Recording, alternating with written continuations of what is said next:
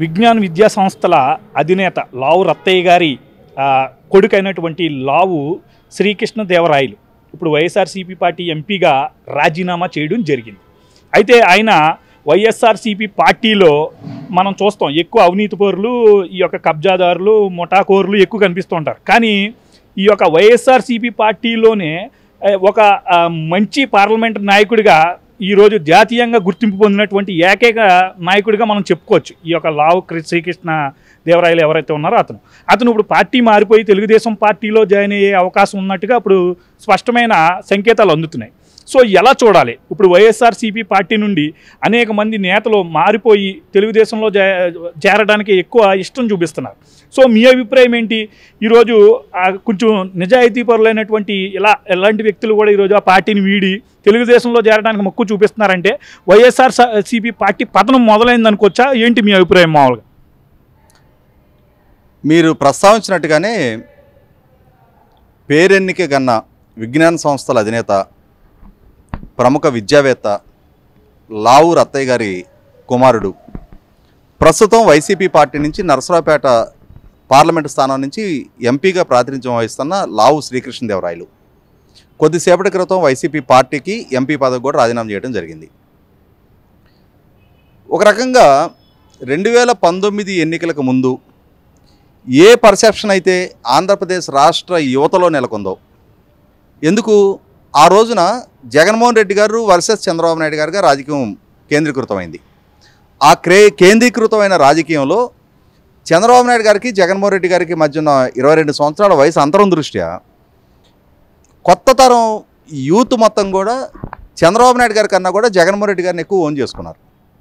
ఆ ఓన్ చేసుకున్న పర్యవసానం జగన్మోహన్ రెడ్డి గారు కూడా స్ట్రాటజికల్గా యువత బలాన్ని గుర్తెరిగి యువతకి ఏ వాగ్దానాలు ఇచ్చి వాళ్ళని తన వైపు ఆకర్షింపజేసుకోవచ్చు అనే అంశాన్ని గుర్తెరిగి ఆయన కూడా రకరకాల వాగ్దానాలతోటి యువతకు చేరువయ్యారు. అంటే రాష్ట్ర వ్యాప్తంగా ఉన్న యువతకి. అదే ప్రాసెస్లో కొత్త జనరేషను రాజకీయ యాస్పిరేషన్స్ తోటి రాజకీయాల్లోకి వచ్చిన కొత్త జనరేషన్ కూడా చంద్రబాబు నాయుడు గారి కన్నా కూడా జగన్మోహన్ రెడ్డి గారి వైపు ర్యాలీ అయ్యారు. లావు శ్రీకృష్ణదేవరాయలైనా, మార్గాని భరత్ అయినా, ఇటువంటి వాళ్ళు కొత్త తరం నాయకులు. వీళ్ళందరూ కూడా మిథున్ రెడ్డి వంటి వాళ్ళు రాజకీయ వారసత్వంతో వచ్చారు. కొత్త తరం, ఫ్రెష్ ఆలోచనలు, ఫ్రెష్ మైండ్, సమాజానికి ఏదైనా చెయ్యాలి అనే తాపత్రయం, ఉన్నత విద్యావంతులు, ఆర్థికంగా స్థితిమంతులు, రాజకీయాన్ని ఉపాధి అవకాశంగా మార్చుకొని తద్వారా ఏదో అవినీతి కార్యక్రమాలకు పాల్పడాల్సినంతటి అగత్యం ఉన్న కుటుంబాలకు చెందిన వాళ్ళు కాదు. సమాజంలో ఆల్రెడీ గుర్తింపు, గౌరవం ఉన్న కుటుంబాలకు చెందిన వాళ్ళు. ఆ తండ్రులు సంపాదించి పెట్టిన ఆల్రెడీ ఒక ఎగ్జిస్టింగ్ ప్లాట్ఫామ్ ఉంది వాళ్ళకి.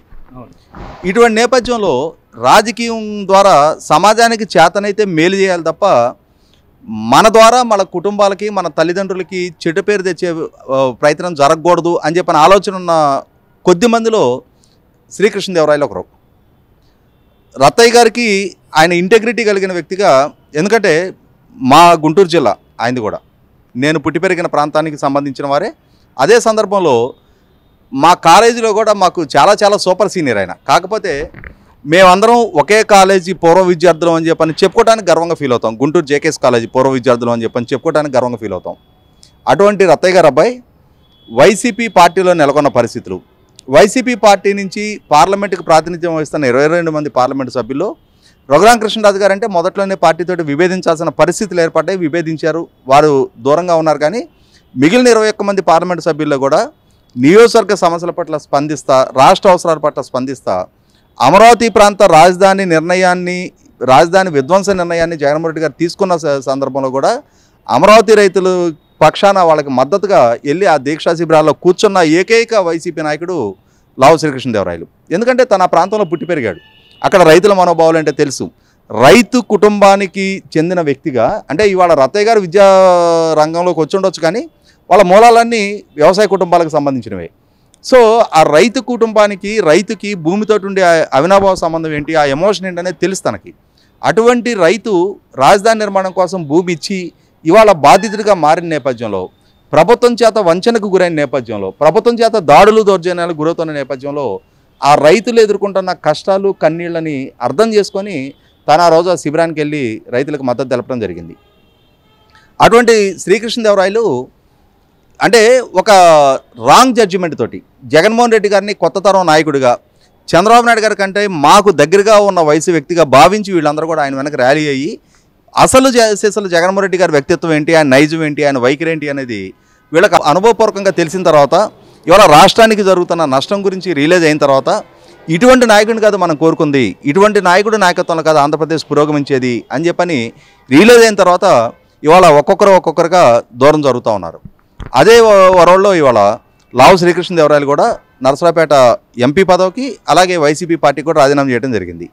ఇది 100కి 100 జగన్మోహన్ రెడ్డి గారి పార్టీలో ఉన్న డొల్లతనాన్ని తెలియజేస్తుంది. ఇప్పటికే 2-3 కూడా రాజీనామా చేసినట్టుగా ఉన్నారు కదా ఎంపీలు. కర్నూలుకు సంబంధించిన సంజీవ్ కుమార్ గారు రాజీనామా చేశారు, మచిలీపట్నానికి సంబంధించిన బాలస్వర్ గారు రాజీనామా చేశారు, ఇవాళ నరసరావుపేటకు సంబంధించిన లావు శ్రీకృష్ణదేవరాయలు గారు రాజీనామా చేశారు.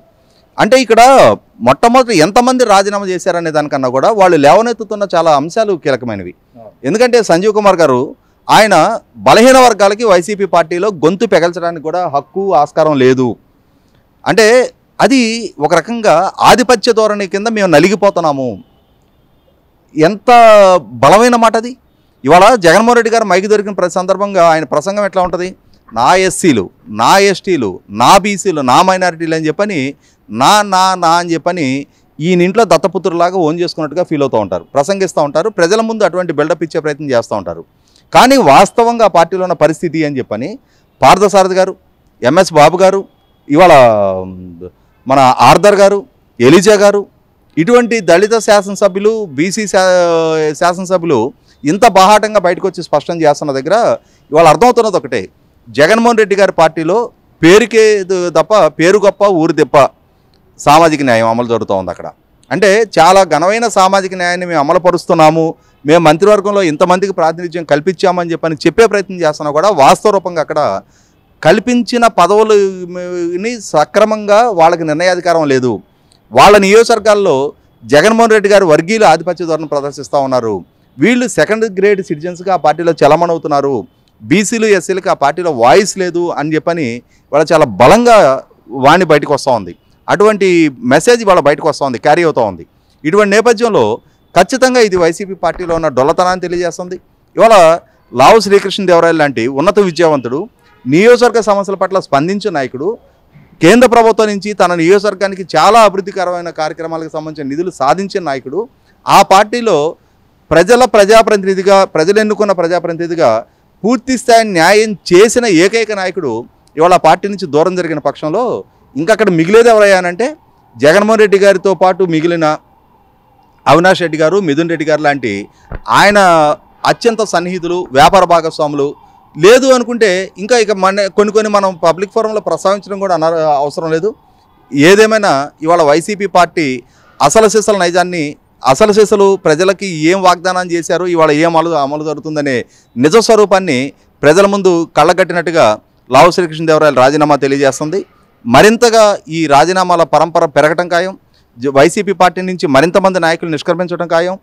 ఏ అంచనాలతోడైతే జగన్మోహన్ రెడ్డి గారికి గెలుపు దక్కిందో ఆ అంచనాలను నిలబెట్టుకోవడంలో జగన్మోహన్ రెడ్డి గారు పూర్తి వైఫల్యం చెందారు. ప్రజల అంచనాలను అందుకోవడంలో వైసీపీ పార్టీ పూర్తిగా విఫలం చెందిందనేది అర్థమవుతోంది.